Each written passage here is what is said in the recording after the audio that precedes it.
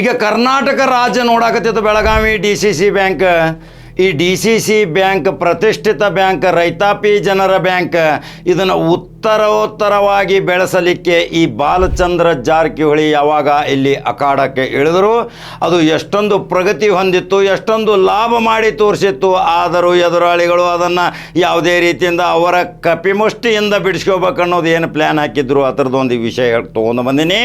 ಬಹಳಷ್ಟು ಕೂಲಂಕುಷವಾಗಿ ಕೇಳಬೇಕು.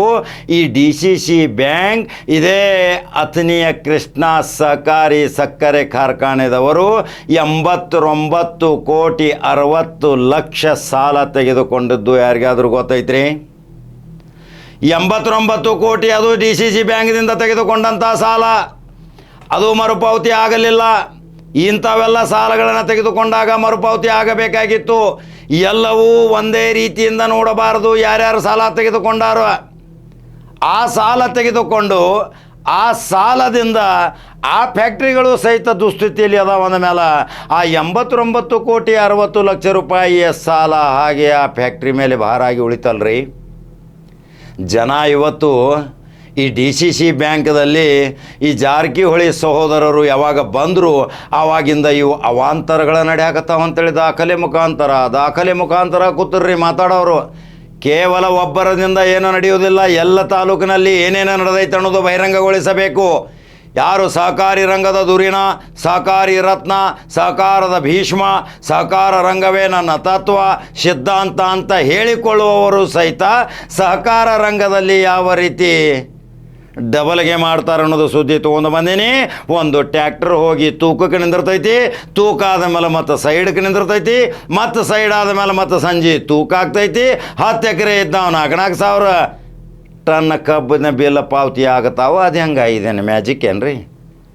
ಇವೆಲ್ಲ ಕೂಲಂಕುಷವಾಗಿ ಇವತ್ತು ಕೇಳಬೇಕು. ಹೈಪ್ತೋಕೇಶನ್ 10 ಕೋಟಿ ರೂಪಾಯಿ ಸಾಲ ತೆಗೆದುಕೊಂಡದ್ದು ಕೃಷ್ಣ ಸಹಕಾರಿ ಸಕ್ಕರೆ ಕಾರ್ಖಾನೆ ಅಂದ್ರೆ 100 ಕೋಟಿ ಆತರಲ್ಲ, ಇನ್ನು 100 ಕೋಟಿ ಮರುಪಾವತಿ ಆಗಬೇಕು. ಮತ್ತು ಸಹಕಾರಿ ರಂಗ ಬೆಳೆಯೋದು ಹೆಂಗೆ? ಆ ಸಹಕಾರಿ ರಂಗದಿಂದ 100 ಕೋಟಿ ರೂಪಾಯಿ ಇವ್ರ ಹತ್ರ ಬಿದ್ದಿತ್ತು.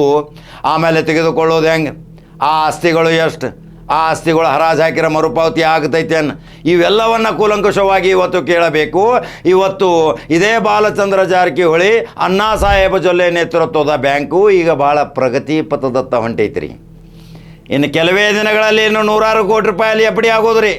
ಇನ್ನು ಅದನ್ನು ಮುಂದಿನ ವರ್ಷ ಲಾಭಾಂಶ ತೋರಿಸನಂದರೆ 50 ಕೋಟಿ ಲಾಭಾಂಶ ತೋರಿಸುವಂಥ ಶಕ್ತಿಯುತವಾದ ಈಗ ಟೀಮಲ್ಲಿ ವರ್ಕ್ ಮಾಡಕತ್ತೈತಿ. ರೈತಾಪಿ ಜನರದು ಒಂದು ಕೊಡುಗೆ ಐತಿ. ರೈತರ ಬ್ಯಾಂಕ್, ರೈತರ ಶ್ರೇಯೋಭಿವೃದ್ಧಿಗಾಗಿ ಬೆಳೆಸುವ ಬ್ಯಾಂಕ್.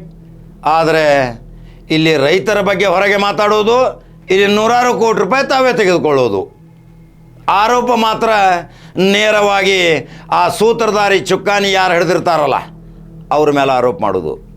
ಈ ಎಲ್ಲ ಬೆಳವಣಿಗೆಗಳನ್ನು ನೋಡಿದಾಗ ಇದೇ ಒಂದು 100 ಕೋಟಿ ರೂಪಾಯಿ ಸಾಲ ತೆಗೆದುಕೊಂಡಂಥ ಕೃಷ್ಣ ಸಹಕಾರಿ ಸಕ್ಕರೆ ಕಾರ್ಖಾನೆ ಯಾವಾಗ ಮರುಪಾವತಿ? ಇನ್ನೂ ಅನೇಕ ಫ್ಯಾಕ್ಟ್ರಿಗಳು ತೆಗೆದುಕೊಂಡಿದ್ದೀರಿ.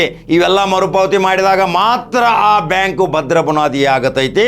ಹಾಗಾದ್ರೆ ಕೇವಲ ಬಾಲಚಂದ್ರ ಜಾರಕಿಹೊಳಿ ಮತ್ತು ಬಾಲಚಂದ್ರ ಜಾರಕಿಹೊಳಿಯ ನೇತೃತ್ವದ ಪೆನಲ್ ಮೇಲೆ ಆರೋಪಗಳನ್ನು ಮಾಡೋಕ್ಕಿಂತ ಮುಂಚಿತ ಈ ಆರೋಪಗಳನ್ನು ಸಹಿತ ಮಾಡಬೇಕು. ಯಾವ್ಯಾವ ತಾಲೂಕಿನಲ್ಲಿ ಯಾವ್ಯಾವ ಲೀಡರ್ಗಳು ಏನೇನು ಮಾಡಿದಾರ, ಅಲ್ಲಿ ಯಾವ್ಯಾವ ಹಗರಣಗಳು ನಡೆದಾವ, ಇನ್ನು ಪೆನ್ ಟು ಪೆನ್ ಮಾಹಿತಿ ನಮ್ಮ ಕಡೆನೂ ದಾಖಲೆಗಳು ಅದಾವ. ಆ ದಾಖಲೆಗಳು ನಾವು ಬಿಟ್ಟು ಅಂದ್ರೆ ಇನ್ನು ಬಟಾ ಬಯಲಾಗತೈತಿ, ನಿಮ್ಮ ಮುಖವಾಡ ಕಳಿಸಿ ಬೀಳ್ತೈತಿ. ನೀವು ಯಾವ ಮುಖವಾಡನ್ನು ಹಾಕಿಕೊಂಡು ಇನ್ನೊಬ್ಬರ ಮೇಲೆ ಆರೋಪಗಳನ್ನು ಮಾಡಕತ್ತೀರಿ, ನಿಮ್ಮ ಮೇಲೆ ಇರುವಂಥ ಗುರುತರವಾದ ಆರೋಪಗಳನ್ನು ಇನ್ನು ಬಹಿರಂಗಗೊಳಿಸುವುದೇ ಇನ್ನು ವಿಶೇಷವಾಗಿ ಇನ್ನು ನೀವು ನೋಡ್ತೀರಿ. ಯಾಕಂದರೆ ಆ ಬ್ಯಾಂಕ್ ಭಾಳ ಪ್ರಗತಿಪಥ ಹೊಂಟೈತಿ, ಭಾಳ ಉತ್ತಮ ರೀತಿಯಿಂದ ಅಲ್ಲಿ ಕಾರ್ಯನಿರ್ವಹಿಸಕತ್ತಾರ. ಅಲ್ಲಿರುವಂಥ ಸಿಬ್ಬಂದಿಯೂ ಸಹಿತ ಕಾಯ ವಾಚ ಮನಸ್ಸಿನಿಂದ ಈ ಬ್ಯಾಂಕನ್ನು ಚುಕ್ಕಾನಿ ಹಿಡಿದಂಥ ಬಾಲಚಂದ್ರ ಜಾರಕಿಹೊಳಿಗೆ ಒಂದು ಹೆಸರು ಮಾಡಬೇಕು. ಅವರು ನೇತೃತ್ವ ವಹಿಸಿದಾರ ಅಂದಮೇಲೆ ಈ ಬ್ಯಾಂಕನ್ನು ಉತ್ತರೋತ್ತರವಾಗಿ ಬೆಳೆಸಬೇಕು ಅನ್ನುವ ಒಂದು ಶಪಥ ಮಾಡ್ಯಾರ. ಅಲ್ಲಿ ಕಾರ್ಮಿಕರು ಸಹಿತ ದುಡಿಯಾಕತ್ತಾರ, ಅಲ್ಲಿ ಇರುವಂಥ ಸಿಬ್ಬಂದಿ ವರ್ಗ, ಅಲ್ಲಿರುವಂಥ ನಿರ್ದೇಶಕರು ಸಹಿತ ಈಗ ಬಹಳಷ್ಟು ಕೂಲಂಕುಷವಾಗಿ ಪರಿಶೀಲನೆ ಮಾಡಿ ಯಾರಿಗೆ ಸಾಲ ಕೊಡಬೇಕು, ಯಾವ ಮುಳುಗುವ ಸಾಲ, ಯಾವ ಸಾಲ ವಾಪಸ್ ಬರೋತು. ಇನ್ನೇ ಕೆಲವೇ ದಿನಗಳಲ್ಲಿ ಈ ಬ್ಯಾಂಕ್ ಇನ್ನು ರಾಜ್ಯ ಮಟ್ಟದಲ್ಲಿ ಬೆಳೆದೈತಿ. ಇನ್ನು ಈ ಬ್ಯಾಂಕ್ ಬೆಳೆದದ್ದು ನೋಡಿ ಕಣ್ಣು ಕುಕ್ಕುತ್ತಾವ. ಇನ್ನು ಅವ್ರ ಕೈಯಲ್ಲಿ ಹೋಗೈತೆ ಅಂದಮೇಲೆ ಇನ್ನು ನಾವು ತೊಗೋಬೇಕು ಅನ್ನೋದು ಏನು ಹುನ್ನಾರ ಮಾಡಕತ್ತೀರಿ, ಅದು ಆಗೋದಿಲ್ಲ. ಯಾಕಂದರೆ ಈ ಬಾಲಚಂದ್ರ ಜಾರಕಿಹೊಳಿಗೆ ಒಂದು ಶಕ್ತಿ ಐತಿ. ಈ ಬಾಲಚಂದ್ರ ಜಾರಕಿಹೊಳಿ ಸಹಕಾರಿ ರಂಗದ ಧುರೀಣ ಅನಿಸಲಿಕ್ಕೆ ಇವತ್ತು ಅವರದೇ ಆದಂಥ ನಿರ್ದೇಶಕರುಗಳನ್ನು ವಿಶ್ವಾಸಕ್ಕೆ ತೆಗೆದುಕೊಂಡು ಪ್ರಗತಿ ಪಥದಲ್ಲಿ ಹೊಂಟಂಥ ಈ DCC ಬ್ಯಾಂಕಿಗೆ ಕಳಂಕ ತರುವ ಅವರ ಮುಖವಾಡ ಕಳಿಸಿ ಬೀಳ್ತೈತೆ. ಬೆತ್ತಲೆ ಆಗತ್ತೀರಿ ಇನ್ನು ಕೆಲವೇ ದಿನಗಳಲ್ಲಿ. ಇವೆಲ್ಲ ಇನ್ನೂ ಕೆಲವೇ ದಿನಗಳಲ್ಲಿ ಮತ್ತೊಂದು ವಿಡಿಯೋ ಮುಖಾಂತರ ಇನ್ನೂ ಬಹಿರಂಗಗೊಳಿಸ್ತೀನಿ. ಯಾವ ಕಾರ್ಖಾನೆಯವರು ಸಾಲ ತೆಗೆದುಕೊಂಡಿದ್ದೀರಿ. ಈಗ ಅಣ್ಣಾ ಸಾಹೇಬ ಜೊಲ್ಲೆಯವರು ಪ್ರತಿಷ್ಠಿತ ಬ್ಯಾಂಕು ಸಹಕಾರಿ ರಂಗದಲ್ಲಿ ಅವರಿಗೆ ಅನುಭವ ಐತಿ. ಅವರು ಇನ್ನು ಇದನ್ನು ಪ್ರತಿಷ್ಠಿತವಾಗಿ ತೆಗೆದುಕೊಂಡಾರ. ನೂರಾರು ಕೋಟಿ ರೂಪಾಯಿ ಲಾಭ ಮಾಡಿ ತೋರಿಸ್ತೀನಂತೇಳಿ ಶಪಥ ಪಟ್ಟಾರ. ಹಾಗಾದ್ರೆ ಕರ್ನಾಟಕದ ಮಹಾಜನತೆ DCC ಬ್ಯಾಂಕ್ ಮೇಲೆ ಸುಳ್ಳು ಆರೋಪಗಳನ್ನು ಹೊರಿಸಿ ಜನರಿಗೆ ತಪ್ಪು ದಾರಿಗಿಳಿಸುವ ಸಲುವಾಗಿ ಯಾರ್ಯಾರು ಹುನ್ನಾರ ಮಾಡಕತ್ತೀರಿ ಅವ್ರದ್ದು ಸಹಿತ ಇನ್ನು ಬಹಿರಂಗಗೊಳ್ತೈತಿ. ಸತ್ಯ ಯಾವುದು, ಮಿಥ್ಯ ಯಾವುದು, ನಿಜಾಂಶ ಏನು, ಬಾಲಚಂದ್ರ ಜಾರಕಿಹೊಳಿಯ ಕೊಡುಗೆ ಏನು ಅನ್ನೋದು ನೀವು ತಿಳ್ಕೊತೀರಿ. ಹಂಗಾದ್ರೆ ಈ ಯೂಟ್ಯೂಬ್ದಾಗ ಬಟನ್ ಹೊಡ್ರಿ DCC ಬ್ಯಾಂಕದ ಅನಿಸಿಕೆಗಳ ಬಗ್ಗೆ. ಫೇಸ್ಬುಕ್ ಫಾಲೋ ಮಾಡಿರಿ. ಖಡಕ್ ಜವಾರಿ ಕಾಕ ಇನ್ನೊಂದು DCC ಬ್ಯಾಂಕದ ಸುದ್ದಿಯೊಂಗ ಬರ್ತಾನ. ನಮಸ್ಕಾರ.